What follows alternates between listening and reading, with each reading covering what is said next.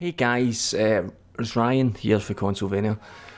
This month I've been all over the road with video games. Unusually, I think I said earlier, got sent some codes which never happens, so I try to fit in everything. This is Ciel Fledge, a game about raising your daughter, and honestly, I've got absolutely no idea why this game exists. I know there's like Princess Maker, and there's some weirdos out there, but I didn't know there was as many as there must be, because there's other companies making these games. That's what you get after a year, playing it for a year. It genuinely did feel like it lasted a whole fucking year as well, that first year playing this game.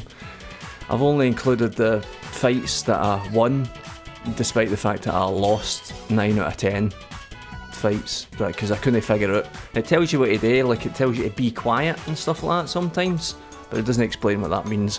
What I now understand it means is don't use your special attacks and stuff like that. But it does it's quite badly translated. It's I don't even know what I'm fighting here. Just executing in the dark, in a park, in the dark, just executing things. Anyway, I don't know why it exists. It was a complete fucking chore to play. It gave me the creeps quite often, 'cause a lot of the characters gave me the creeps. It's 11-year-old lassie when you first get her. This is a character in the game telling me that I'm going to go to jail if I don't take care of her properly. I didn't want the job of bringing up this lassie, I just got landed with it. I live on a spaceship, you're on Arc 3. Fucking, I don't know where they get this crap for. Speech bubble right in front of her face there. You're living on Arc 3, a spaceship. Arc 5, I think it was, got destroyed on the surface of Earth. You don't even fucking... Honestly, the gibberish that's coming out of my mouth, you're not even interested, are you? That's me on the surface there. For some reason they send in the kids with guns and knives to fight things on the surface. Like fucking stabbing a squirrel. It's weird. It's weird and I don't like it and I don't recommend it. It's really boring and it's deceptively fucking long as well, to be honest. So that was a disaster. I also got a code for the new DLC for Hearts of Iron 4, which I'd never even heard of before. And my god, if it isn't I think it is the most daunting game I've ever seen. And I've played EVE Online. That was the benchmark before for learning curves, was EVE Online. But even in EVE Online, you could go for a wee wander in space and enjoy yourself and look at the visuals and stuff, and get into a fight and do badly. But with this, oh my god. It's got a built-in tutorial obviously, but it's just completely inadequate. I ended up having to sit watching tutorials for I spent longer watching tutorials on how to play that game than I did playing the game itself, and I didn't even get around to playing the DLC because I only just figured out how to do the basics of the game. Next up was, I didn't get sent this game because we don't get sent PlayStation games because they don't like us because we're not famous enough, but it's Dreams. And this is for yon boys that made the boys and girls that made the Little Big Planet games, which I never got into. I appreciated the amount of work that went into Little Big Planet, but I never got into it because I'm not into the games where you have to build the levels yourself. I'm not a grafter like that. I would just want to play things that other people have made. So this is basically a massive level designer, like that has all different styles, and it's got like sound editing sections in it, and basically you can build close to pretty much anything that you want within reason. But as I say, my instinct when I put a game like this on is to play the things that other people have played. This is Kuro, a Shadow's Dream. This is in the recommended section of the game when you first boot it up, so somebody's knocked this out just using the level editor in Dreams, and it feels really nice. It feels a wee touch soft in the controls, but it's a beautiful looking thing that they've made.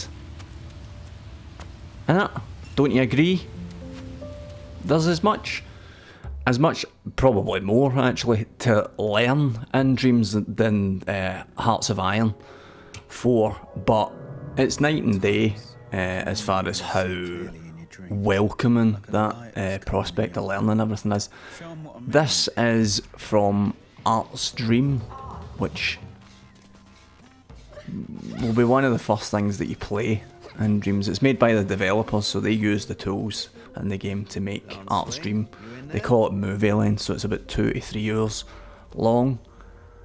It's very welcoming and very beautifully presented, and they've done a thing with the tutorials where they're kind of quite enjoyable. You're not encouraged to just stick strictly to how they want you to design levels. You can fuck about with it and complete tutorials, doing things your own way. They want to convince you basically that it's a massive toy. I think I read that there's a 10-year plan. Media Molecule's got a 10-year plan for Dreams, so they're planning on sticking around and supporting it for a really long time. And to be honest with you, I mean, I'm always honest with you. I don't know why I say that. I've never once lied to you. I love it. It's really, it's a bit thin on the ground as far as good things to play, but I mean, it's only just out, so you need to give people a chance to start building stuff. But I just love the presentation. I love the way it welcomes you in. I love the way it's done the tutorials. This is a game called Spherical. Again, I think it's in the recommended sections. Marble Madness, basically. Monkey Ball meets Marble Madness. And it's magic. It's really, really magic. It's really exciting. Exciting to see such a welcoming, kind of easy to use toolkit for building levels and games. Slightly a tiny wee touch shiting myself playing this bit, obviously. It's not as hard as it looks, actually. But it's fucking fantastic. Sorry for swearing, kids. It's really, really, really impressive. Very welcoming and not at all intimidating. This is my home space. I've dropped a few assets that I had. I don't have much yet into my home space, and then you can possess the Cone Man and have a run around in the assets. So there's just tons and tons to play with, and it's nice and welcoming, and it's really good fun, and it makes up for how, despite the amount of research and stuff went into Hearts of Iron 4, it made up for what a fucking slog it was to play that game. So there's 3 games. Just get Dreams, ignore the other 2 unless you're a pervert. Get the one about the wee lassie, you sicko.